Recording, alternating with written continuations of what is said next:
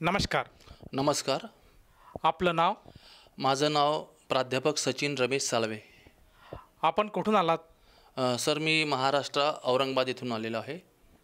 आपला व्यवसाय काय आहे? सर मी व्यवसायाने कॉलेज टीचर म्हणजे सिनियर कॉलेजला प्रोफेसर आहे. संत रामपालजी महाराजांची गुरुदीक्षा आपण कधी घेतली? मी संत रामपालजी महाराजांची गुरुदीक्षा 28 ऑक्टोंबर 2015 घेतली. संत रामपालजी महाराजांची गुरुदीक्षा घेण्याअगोदर आपण व आपला परिवार कोणती भक्ती साधना करत होतात?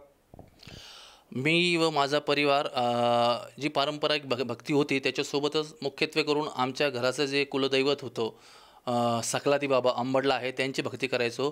आणि मी स्वतः वैयक्तिकपणे साईबाबांना जास्त मानायचो आणि साईंची भक्ती मोठ्या प्रमाणावर केलेली आहे. शिर्डीला पायी गेलेलो आहे. गुरुवारचा उपवास पकडत होतो. त्याच्यासोबतच घरामध्ये एक यंत्र आणलं होतं. त्याच्यामध्ये महामृत्युंजय मंत्र, गायत्री मंत्र, नंतर श्री महालक्ष्मीचा मंत्र आणि त्याच्यासोबतच एक महत्त्वाचं म्हणजे श्री कुमार स्वामी असे एक संत होते त्यांच्याकडूनही गुरुदीक्षा घेतली. आणि मध्ये एक महाबगलामुखी मंत्र, ते 10 महाविद्यांपैकी एक मंत्र आहेत, तर महाबगलामुखी मंत्रसुद्धा मी करत होतो. पण मुख्यत्वे माझी श्रद्धा ही साईविषयी जास्त राहिलेली आहे. सर मला असं विचारायचं आहे की अगदी तुम्ही सुरुवातीपासूनच भक्तिमार्गात होतात आणि शिर्डीचे साईबाबा यांना तुम्ही इष्ट मानत होतात आणि त्यांची उपासनासुद्धा करत होतात. त्याचप्रमाणे गायत्री मंत्र आणि असे बरेचसे मंत्र आपण इतर साधुसंतांकडून घेतले होते. तर मला हे विचारायचं आहे की हे सगळं करत असताना आपल्याला असं का वाटलं की आपण संत रामपालजी महाराजांच्या मार्गाकडे वळावं आणि संत रामपालजी महाराजांचा जो मार्ग आहे याची माहिती आपल्याला कशी कळाली आणि तुम्ही त्यांच्या सान्निध्यात कसे आलात? माझ्या विवाहानंतर म्हणजे ज्या वेळेस माझी नोकरी लागली त्याच वेळेस माझा विवाहही झाला होता.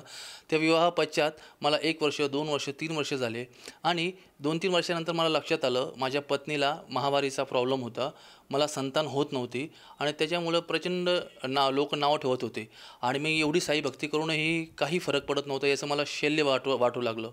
आणि त्यानंतर मी आमच्या घरच्या लोकांसोबत पत्नीसोबत शिर्डीला वेगवेगळ्या देवी देवतांना, जसं आमचा सकलाती बाबा होता कुलदैवत, त्यांना नवस केले.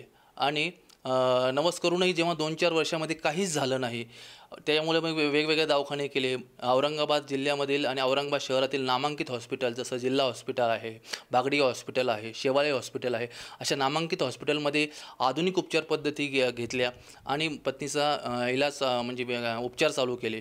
त्याच्यानंतरही काही झालं नाही. नंतर अनेक लोकांनी टोनी टोटके सांगितले. आमच्या औरंगाबाद शहराजवळच एक कन्नड ठिकाण आहे, तिथे जाऊन कुठेतरी धबधब्याखाली आंघोळ करा एकाने सांगितलं, तिथे केले. हाताच्या घोट्याने असे दगड उचला म्हणून सांगितलं, ते करून बघितलं, परंतु काही इलाज होत नव्हता. मग असं करता करता काही लोकांनी आयुर्वेदिक उपचार सांगितले, तेही केले. काही लोक म्हटले की तुमच्यावर काही बाहेरी बाधा आहेत, काही अघोरी क्रिया केल्या असेल, त्याचेही उपचार केले.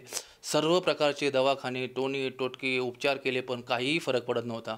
आणि त्यामुळं लोक म्हणत होते की तुम्ही एवढी साईंची भक्ती करता, तुम्ही एवढे देवदेव करता, तुम्हाला का फरक पडत नाही आहे. आणि अशातच माझ्या भावाला दारूचं व्यसन होतं, वडील आजारी होत होते आणि अशामध्येच मला एक सिद्ध गुरु भेटले. बुलढाणा अकोल्याचे श्री नाना म्हणून त्यांना आम्ही म्हणायचो, शेंगले गुरुजी. इतके सिद्ध होते, अतिंद्रिय शक्ती प्राप्त होते. मग त्यांच्याकडे मी गेलो आणि त्यांच्याकडे गेल्यानंतर त्यांनी अनेक बीज मंत्र दिले, अनेक मोठ्या मोठ्या गोष्टी सांगितल्या, अनेक माझ्या घरच्या प्रॉब्लेम्सविषयी त्यांनी भाकीत केलं आणि त्यांच्यावर माझी अनंत श्रद्धा जडली.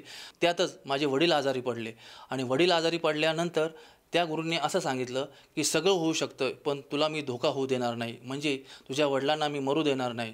माझ्या वडिलांना आजारी असल्यामुळे खूप त्रास झाला. मग शेवटी अनेक उपचार केले, दवाखान्यात अनेक ठिकाणी गेलो आणि त्याच वेळेस माझ्या लग्नाला जवळजवळ 5-6 वर्ष झाले होते. संतान होत नव्हती. लोक, नातेवाईक, मित्र, आप्त परिवार सर्व लोक प्रचंड नावं ठेवत होते, संतान होत नव्हती. माझ्या भावालाही लग्न झालं होतं, तोही दारू पित होता, त्यालाही संतान नव्हती. घर पाडायला आले होते. त्यावेळेस मग आम्ही घर बांधायला सुरुवात करण्यासाठी घर पाडले. मोठी जागा होती, परंतु झालं काय की 4 खोल्या ठेवलं, सगळं पाडून ठेवलं, सगळं भग्न दिसत होतं, पण एकही कार्य पूर्ण होत नव्हतं. एक संतान होत नव्हती, वडील आजारी पडले होते, भाऊ दारू पित होता, नोकरीमध्ये अशांती होती.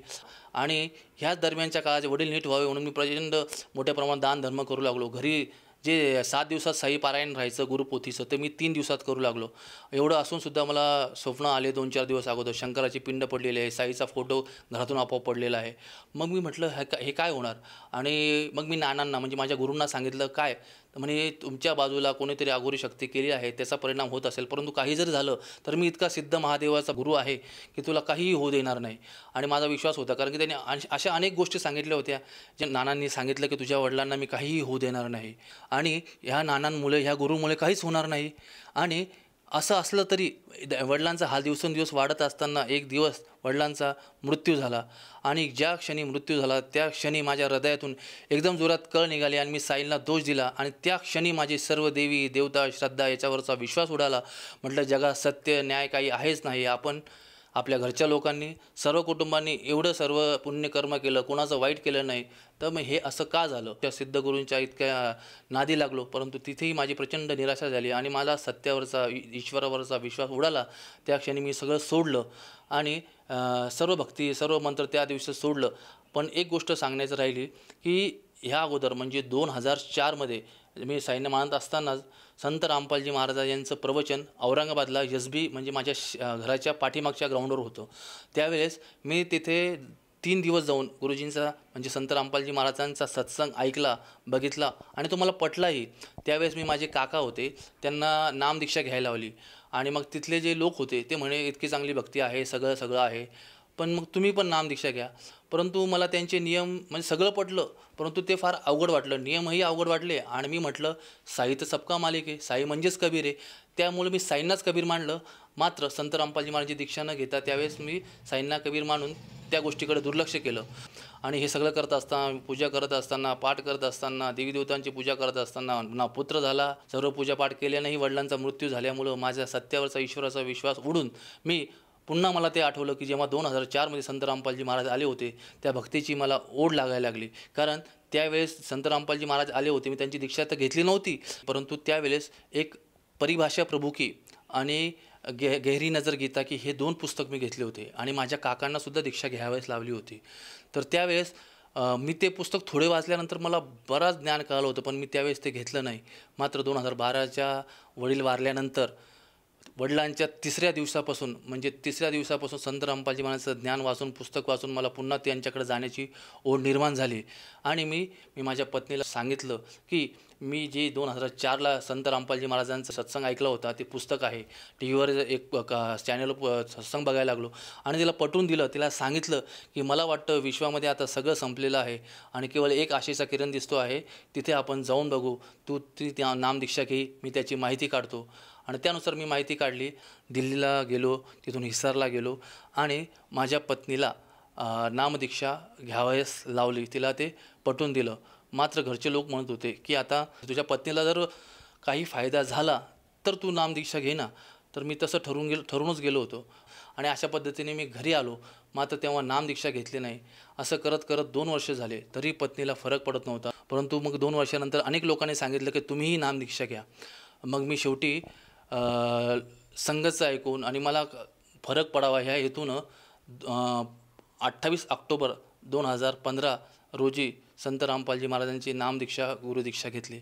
सर, जसं तुम्ही सांगत आहात की अगदी सुरुवातीपासूनच आपण भक्तिमार्गात होतात, त्याचप्रमाणे आपल्या आयुष्यामध्ये आपण हताश झाला होतात, दुःखी झाला होतात, रोग वेगवेगळे संकट आज तुम्ही त्यांना फेस करत होतात. घरामध्ये सुखशांती नव्हती, कलह होता, कष्ट होते, रोगराई होते, आजारपण होतं आणि त्यामध्ये आपलं लग्न होऊनसुद्धा आपल्याला संतान प्राप्ती होत नव्हती. म्हणून आपण दुःखी होतात, कष्टी होतात आणि ह्या ना ज्या संताकडे आपण जात होतात, ज्यांनी सांगितलं अमुक अमुक ठिकाणी जात, त्या ठिकाणी तुम्ही जात होतात, हा गुरु बदल, तो गुरु बदल, असं सगळं तुम्ही करून बघितलं, परंतु तुम्हाला कुठल्या प्रकारात त्या ठिकाणी समाधान लाभलं नाही. आणि शेवटी तुम्ही संत रामपालजी महाराजांची भक्तीसुद्धा घेतली, तरीसुद्धा 2 वर्ष लोटले. तुमच्या भगतमतीने संत रामपालजी महाराजांची गुरुदीक्षा घेतली, 2 वर्ष लोटले, तरीसुद्धा तुम्हाला संतान प्राप्ती झाली नव्हती आणि तुम्ही त्यावेळेस संत रामपालजी महाराजांच्या शरणात नव्हता.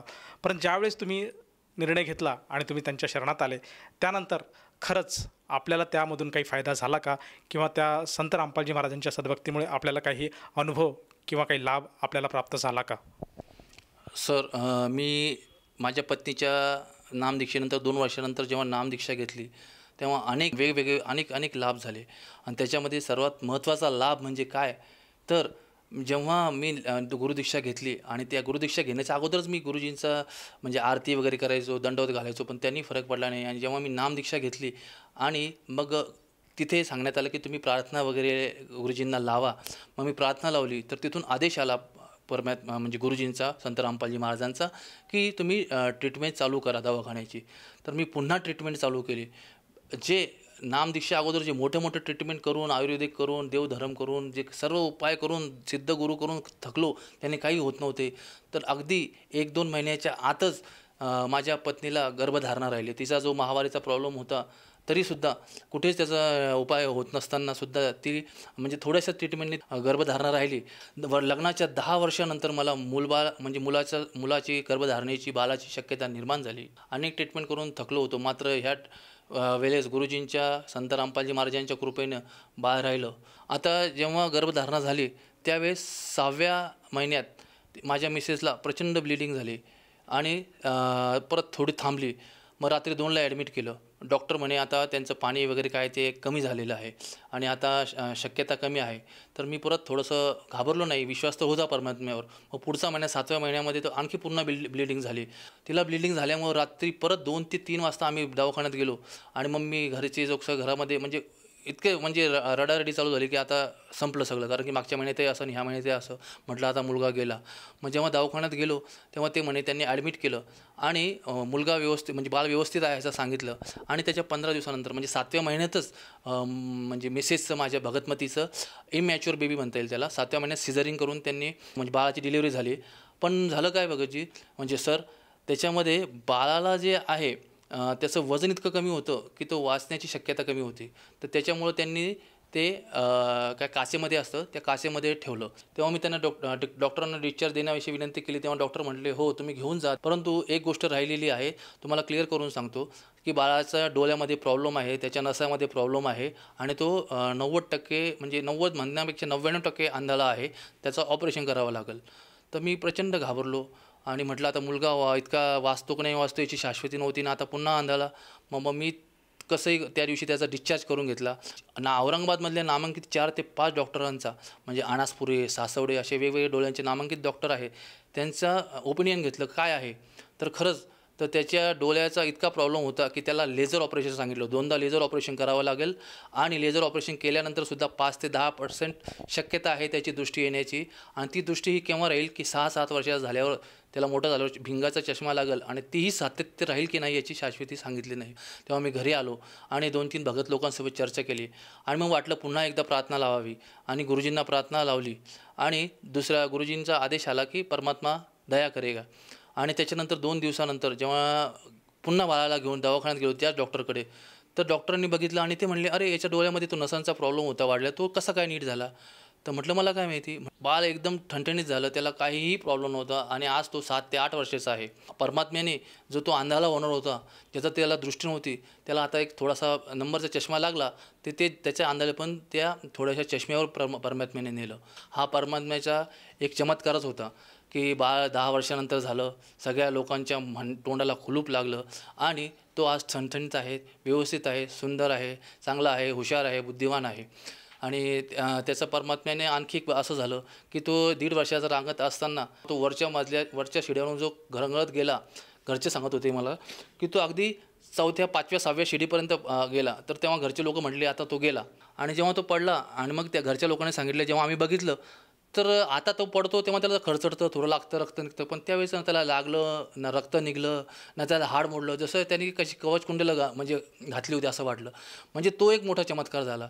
आणखीन एक गोष्ट मी सांगू इच्छितो सर, की जसं अनेक प्रयत्नानंतर 10 वर्षानंतर मला संतान प्राप्ती झाली. वडिलांचा हाल होऊन मृत्यू झाला 2012ला.